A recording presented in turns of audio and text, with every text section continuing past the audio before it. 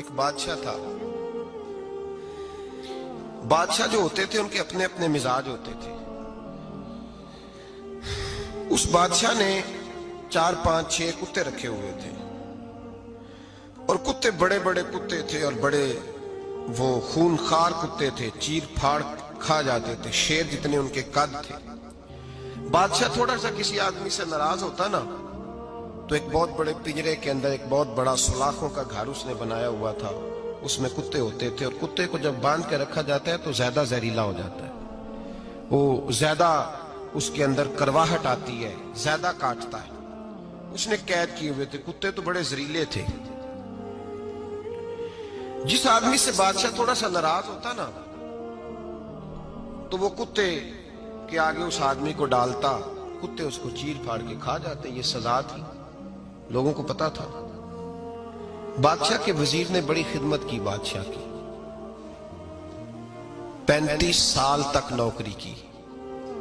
لیکن ہر سورج نے غروب تو نہیں ہوتا ہے نا, ہر چاند نے ڈھلنا بھی ہوتا ہے. اب بوڑھا ہونے لگا, وہ جو مضبوط حافظہ تھا وہ کمزور ہونے لگا, ہلکی ہلکی غلطی. بادشاہ مزاج کا بادشاہ تھا, نہیں سمجھ میں آیا تو میں نے کہا کہ لوگ کہتے ہیں ہمیں کام پیارا ہے, چم نہیں. تو رشتہ وفا کا تھا ہی نہیں. وزیر سمجھنے لگا کہ اب نہ میں بھی غلطیاں کرنے لگا ہوں تو ایسا نہ ہو کسی دن میں بھی ان کتوں کا شکار ہو جاؤں. اس نے بادشاہ سے کہا کہ بادشاہ مجھے آہستہ آہستہ معذرت کرنے لگا, قدم ہٹانے لگا کہ مجھے چھٹی دے دی جائے, میں بوڑھا ہو گیا ہوں. لیکن اس نے کہا نہیں, جب تک میری طبیعت نہیں مانتی تم نہیں جا سکتے. مطلق العنان لوگ تھے. وزیر خاموش ہو گیا, پریشان رہنے لگا. غلطی ہو گئی ہے تو پھینک دے گا. ایک تجویز اس کے ذہن میں آئی. وہ جو پنجرے, کتوں کے پنجرے پر محافظ بیٹھا تھا نا, جو ان کو کھانا ڈالتا تھا, روٹی ڈالتا تھا, گوشت دیتا تھا, اس کو ایک دن کہنے لگا یار تیری ڈیوٹی ہے سارا دن کتوں کو کھانا دینے کی, گوشت دینے کی, تو 2 4 دن ڈیوٹی مجھے نہیں دیتا؟ تو لے لے, میں تو پہلے پریشان ہوں, سارا دن ان کی دیکھ بھال کرتا ہوں. اس نے کچھ تھوڑا سا گوشت لیا, پنجرے کے باہر کھڑے ہو کے کتوں کو ڈالا. اگلے دن تھوڑی روٹیاں لے آیا, کتوں کو ڈالی.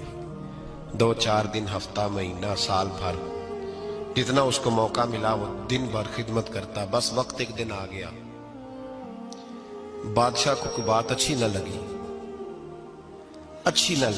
اس نے کہا اس بڈھے کو اٹھاؤ اور ڈالو کتوں کے پنجرے میں. ساری زندگی یہاں رہا, اسے ابھی تک نہیں پتا چلا میرے مزاج کا. جب اٹھا کے پنجرے میں ڈالا نا تو بجائے اس کے کہ کتے اسے کاٹ کھاتے, وہ اس کے پیر چومنے لگے. وہ پیر چومنے لگے, ہاتھ چومنے لگے, چاٹنے لگے. تو بادشاہ اب سامنے کھڑا تھا نظارہ دیکھنے کو کہ چیر پھاڑ کرتے تو خوش ہوا کرتا تھا. خونخوار درندے جیسی اس کی طبیعت ہو گئی. جب دیکھا پیار کر رہے ہیں تو بادشاہ وزیر سے کہنے لگا یہ کیا ہے؟ تو وزیر رو پڑا, کہنے لگا تو سیاستدان تھا تو میں بھی سیاستدان تھا, ساری زندگی سیاست کی لیکن دنیا داروں کے ساتھ رہا تو انجام یہ ہوا کہ مجھے اس پنجرے میں ڈال دیا گیا. دیکھ تو بہت بڑا سیانہ تھا اور میں بھی سمجھدار تھا, وزیر رہا, لیکن ہمارا روح کا رشتہ نہ بن سکا. ارے ہم سے تو یہ کتے ہی اچھے نکلے. تیری 40 35 سال خدمت کی تو تو نے کتوں کے آگے ڈال دیا. انہیں تو چند مہینے روٹی ڈالی ہے, میرے وفادار ہو گئے. چند مہینے روٹی, جنہ تنا وچ عشق نہ رچیا کتے او نہ تھی چنگے. جنہ تنا وچ عشق نہ رچیا کتے او نہ تھی چنگے. مالک دے کر راکھی کر دے سابر بھوکے ننگے. اور بابا بلے شاہ صاحب فرماتے ہیں تو راتی جاگے تے شیخ صدا میں, راتی جاگ دے کتے تے تیتھوں اتے مالک دا در مول نہ چھڑ دے. پاویں مارو 100 جتے تے تیتھوں اتے رکھا سکھا کھا. دنے جار رکھاں وچ ستے تیتھوں اتے ایک برکی دا قدر پچھانن. پاویں مالک ہو من ستے, ایک برکی دا اوپر کھڑے ہو کے کام نہیں کرانا پڑتا کہ میں کھڑا رہوں گا تو کام صحیح ہوگا, جاؤں گا تو نہ. ایک برکی دا قدر پچھانن پاویں مالک ہو من ستے. پھر اپنے آپ کو مخاطب کیا, کہنے لگے اٹھ بلیا چل یار منا لے نہیں تے بازی لے گئے. मुल्ला रूमी कहते हैं कि चिड़िया और चिड़ा मुज़क्कर मुअन्नस दोनों इकट्ठे बैठे थे। तो एक बंदा आ गया सूफी, मेरी तरह पगड़ी शकड़ी बांधी हुई, जुब्बे कुब्बे में लगा हुआ। ये जितने फितने आज आपको नज़र आ रहे हैं ना, ये जुब्बों के पीछे निकलते हैं सारे। आवाम बेचारी को तो पता ही नहीं था कि यहाँ भी उलझना है। इन्होंने पकड़ के चक्कर चला दिए। कभी कोई कहानी सुनाते हैं तो कभी कोई कहानी सुनाते हैं, कभी नहीं। और मैं शिकवा करने लगा हूँ, मुझे कर लेने दो। क्या तुमने कभी मईशत पर भी तकरीर की है? हुजूर ने मईशत नहीं दी? क्या तुमने कभी कौम को मुआशरत भी सिखाई है? ये भी तुमने बताया है कि जीना मरना कैसे? वहाँ उलझाते हो जहाँ नौजवान कहते हैं कि यार तय कुछ नहीं हुआ आपके दरमियान अभी तक। जो कहानी सुना रहा था वो भी बड़े जज्बात में था, रो रहा था। जो रद्द कर रहा था वो भी जज्बात में था, रो रहा था। तो हम किधर जाएं? आपने कौम को किस दोराहे पे खड़ा कर दिया? शिकवा करने लगा हूँ। वो चिड़ा और चिड़ी दोनों बैठे थे। एक बंदा सूफी साफी आ गया, बड़ा जनाब, जुब्बा कुब्बा, बड़ी बात। तो चिड़िया चिड़े से कहने लगी उड़ जाएं, ये शिकारी ना हो। तो चिड़ा कहने लगा नहीं, शिकारियों का लिबास और होता है, ये तो दरवेशों का लिबास है, रहने दो, बैठे रहते हैं। उसने बड़ा समझाया चिड़िया ने, पर चिड़िया की बात मानता भी कोई नहीं ना। कभी कभी मान जाए करे फ़ायदा होता है। अब चिड़िया की माने कौन? चिड़िया को तो लोग छोटा जानते हैं। तो वो चिड़ा बैठा रहा, पर वो बंदा आया।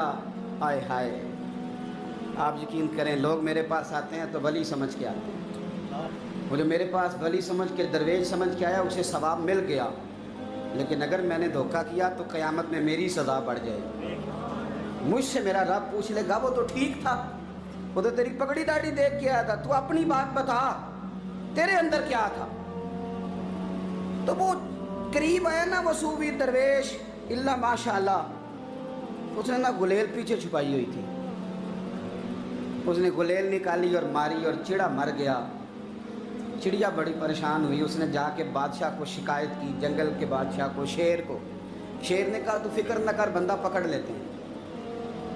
बंदा पकड़ लिया, गिरफ्तार कर लिया, सामने आ गया। तो चिड़िया कहने लगी, शेर कहने लगा चिड़िया से कि अब ना पकड़ तो हमने लिया है, सज़ा हमने नहीं देनी।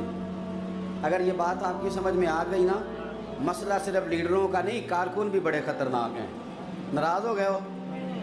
मसला मुरीदों का नहीं, ये पीरों का नहीं, सिर्फ ये मुरीद भी नहीं कहीं हिलने देते।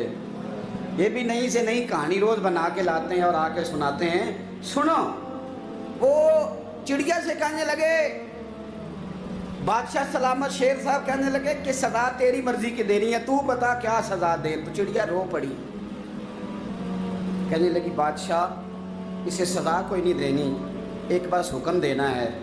उसे कहा वो क्या? तो वो कहने लगी इसे हुक्म करें, अगर इसने शिकार करना है तो लिबास भी शिकारियों वाला पहने। इसने लिबास सूफियों वाला पहनना है और अंदर से शिकारी है।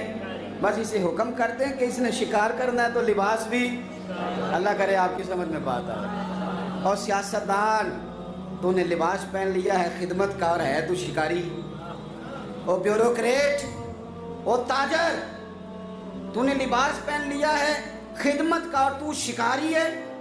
ओ बहुत बड़ी जगह पे बैठे हुए अफसर, तूने लिबास पहन लिया है एक बहुत बड़े अफसर का, एक महकमे को संभालने का, और अंदर से तू रिश्वत खाता है, शिकारी है।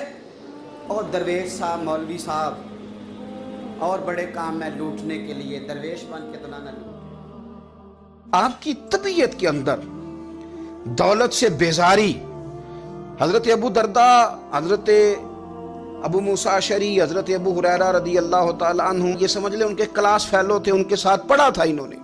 हजरत अबू ज़र गिफ़ारी इन पर भी जलाल करते। आप यकीन करें कि तबीयत ना ऐसे कैफ में आ गई इनको पढ़ के। इनको पढ़ा जब कुछ दिनों से, तो कुछ अनोखा, ये अनोखी वजह है, सारे ज़माने से निराले हैं ये बंदे। कौन सी बस्ती के यार अब रहने वाले हैं, ये किस तरह के लोग हैं, क्या सोच है।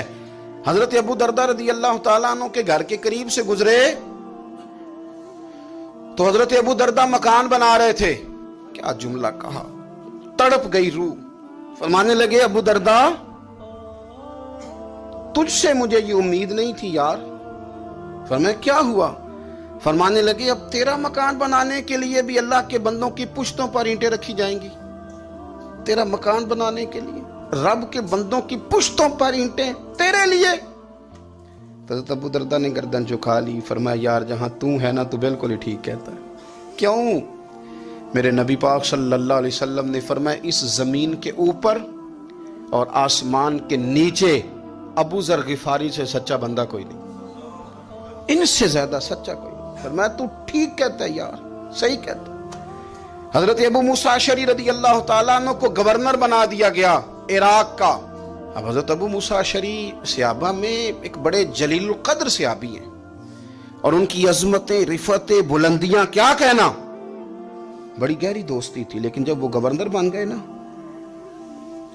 تو آپ نے فرمایا بس بھئی اب تو نے عہدہ لے لیا ہے, یہ بندے کو ٹھیک نہیں رہنے دیتی چیزیں, اب تو عہدے میں چلا گیا. بڑی مدت کے بعد ملاقات ہوئی حضرت ابو موسیٰ اشعری کے ساتھ.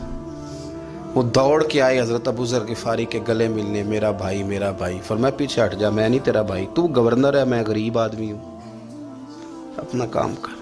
پھر دوڑ کے آئے. فرمایا ابو ذر تو میرا بھائی ہے یار, اکٹھے پڑھتے تھے حضور. فرمایا نہیں, جا تو نہیں میرا. پھر آئے. جانتے تھے نا یہ سچا بندہ ہے, یہ سچا بندہ ہے, یہ تقریروں والا نہیں, صرف وعظوں والا نہیں, اس کے اندر بھی بڑی سچائیاں ہیں. قریب آئے, آ کے کہا یار تو میرا بھائی ہے, میرے سینے لاگ. فرمانے لگے تو تیسری بار آیا ہے, مومن ہے, میں منہ نہیں موڑ سکتا, پر پہلے مجھے بتا گورنر بننے کے بعد تو نے مکان کتنے بنائے, باغ کتنے لگائے, چکیاں کتنی لگائیں, کتنے تو نے چیزیں بنائی ہیں, پہلے بتا. تو حضرت ابو موسیٰ اشعری نے ان کا ہاتھ پکڑا, رونے لگے. کہنے لگے جس محبوب سے تو نے تربیت لی ہے میں بھی انہی کا نوکر ہوں. جن کپڑوں میں میں عراق گیا تھا میرے آج بھی وہی ہیں یار. کیا بات کرتا ہے تو, میرے وہی ہیں. مجھے بتا اگر یہ عہدے خدمت کے ہم نہیں لیں گے تو پھر کیا ظالموں کو دیں گے, غیروں کو دیں گے؟ نہ کر, کچھ نہیں بنایا. حضرت سیدنا ابو موسیٰ اشعری رضی اللہ تعالیٰ عنہ روئے, اور جب کہا نا کوئی شے نہیں میرے پاس, تو فرمایا اچھا چل آ جا, پھر سینے لگ جا, تو واقعی میرا بھائی ہے. پھر حضرت ابو ذر غفاری نے محبت فرمائی. وہ درویشی, وہ فقیری, وہ سادگی, وہ نورانیت, وہ دل کے ساتھ اندر. ہمارے تو بہت سارے لوگ ہیں جو کہتے ہو کہاں لے جانا ہے مال, کیا ضرورت ہے مال کی, ہر وقت مال کی مخالفت کرتے ہیں. لیکن دل ان کا کہتا ہے کہ آئے صحیح, کسی طریقے سے پہنچے صحیح. حضور نے فرمایا بعض لوگوں کی زبانیں شہد سے زیادہ میٹھی, دل بھیڑیے سے زیادہ خطرناک. اوپر سے کہہ کچھ رہے ہیں, اندر حالات کچھ اور ہیں. لیکن حضرت ابو ذر غفاری رضی اللہ تعالیٰ عنہ دوری دولت سے, آپ فرماتے کیوں ہیں لوگوں کے پاس مال, کس لیے اتنا مال جمع کیا ہے؟